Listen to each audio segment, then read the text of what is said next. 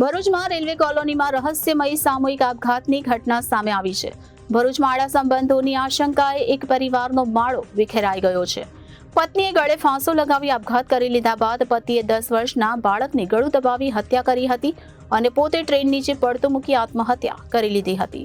Bharuch railway કોલોનીમાં સામૂહિક આપઘાતની ઘટના સામે આવતા ચકચાર મચી જવા પામી છે. આ ઘટનામાં પત્ની અને પુત્રનો ઘરમાંથી મૃતદેહ મળ્યો હતો, જ્યારે પતિનો રેલવે ટ્રેક પરથી મૃતદેહ મળી આવ્યો હતો.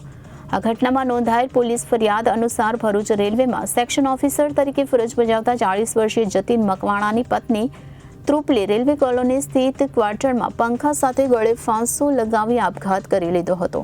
ત્યારબાદ જતીને તેના 10 વર્ષીય પુત્ર વિહાનનું પલંગ પર ગળું દબાવી હત્યા કરી હતી અને પોતે ભરૂચ અંકલેશ્વર વચ્ચે ટ્રેન નીચે પડતું મૂકી આપઘાત કરી લીધો હતો.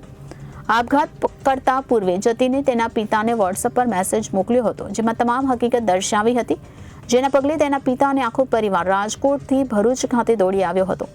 બનાવની જાણ થતાની સાથે જ ઉચ્ચ પોલીસ અધિકારીઓનો કાફલો પણ ઘટના સ્થળે પહોંચ્યો હતો અને મૃતકોના મૃતદેહને પોસ્ટમોર્ટમ અર્થે ભરૂચ સિવિલ હોસ્પિટલ ખસેડાયા હતા. આ મામલામાં મૃતક ત્રુપલના અન્ય ઇસમ સાથે લગ્નેતર સંબંધો કારણભૂત હોવાનો પોલીસ ફરિયાદમાં ઉલ્લેખ કરાયો છે. જતીને અંતિમવાદી પગલાં પૂર્વ પિતા અને ભાઈને મોકલેલ વોટ્સએપ મેસેજમાં વાતનો ઉલ્લેખ છે. જતીનની પત્ની ત્રુપલના રાજા શેખ નામના શખ્સ સાથે આડા સંબંધ હતા, જે બાબતે બંને વચ્ચે અવારનવાર ઝઘડા થતા હતા. ગતરોજ આ ઝઘડાએ ઉગ્ર સ્વરૂપ ધારણ કરતા પત્ની આત્મહત્યા કરી લીધી હતી અને ત્યારબાદ પતિએ પુત્રની હત્યા કરી જાતે પણ મોતને વહાલું કરી લીધો હતો. આ બનાવ સંદર્ભે અંકલેશ્વર શહેર અને ભરૂચ રેલવે પોલીસે મૃતદેહને પોસ્ટમોર્ટમ માટે સિવિલ હોસ્પિટલ ખસેડી ઘટનાની તપાસ હાથ ધરી છે. Reporter Viral Gohil, Janadesh news, Bharuch.